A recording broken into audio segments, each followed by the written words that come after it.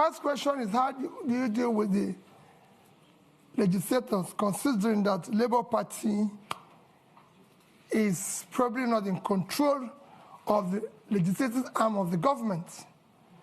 Quite frankly, I have been through this as a governor. When I was elected and sworn in as the governor, I have 30 House members, not from my party. In fact, nobody from my party was involved.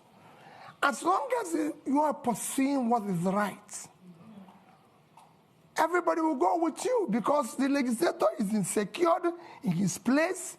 He knows that his people are without job, and that's what he wants. He wants development. What else is he elected to do?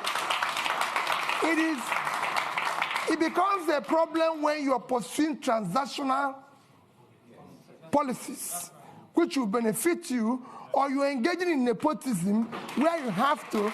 But if you address it by strictly following the Constitution, which spells out that the system is characterized by simply that we have diversity and all is included, and you do the right things, you don't need to worry about that.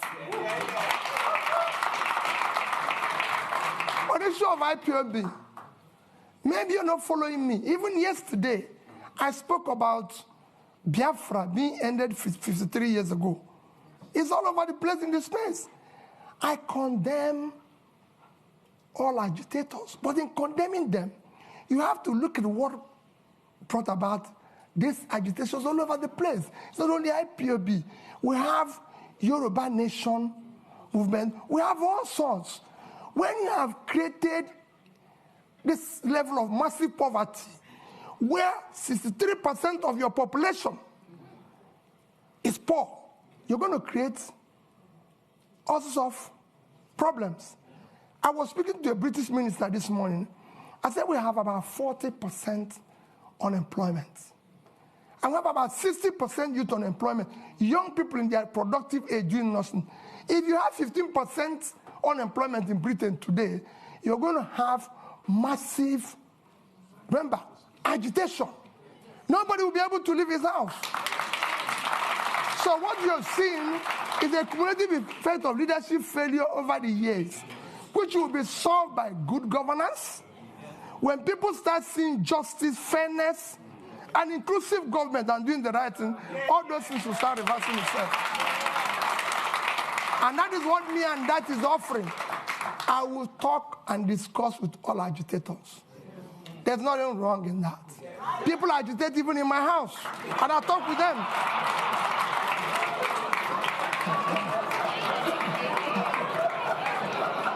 So I'll deal with everybody.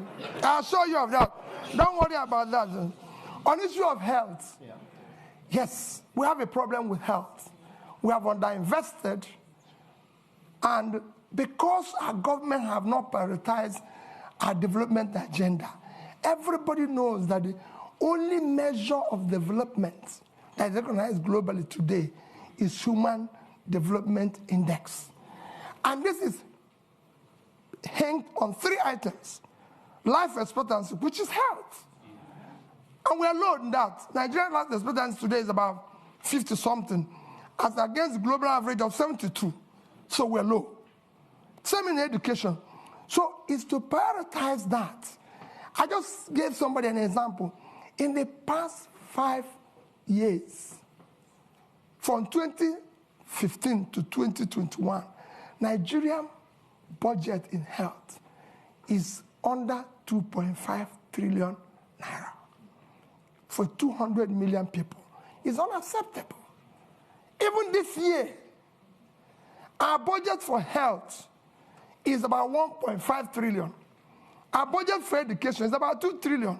2 of them combined, annual budget is about 3.5 trillion. When your 6-month budget for subsidy, which is a criminalized, listen, is 3.6 trillion. It's unacceptable. You have to put money in key development areas, as Professor Dutton has just mentioned, and I read out here, that what separates country, rich and poor, is health and education. So it's clear. So we will deal with it. But he said, how do you cover it? Nations of our size have covered it.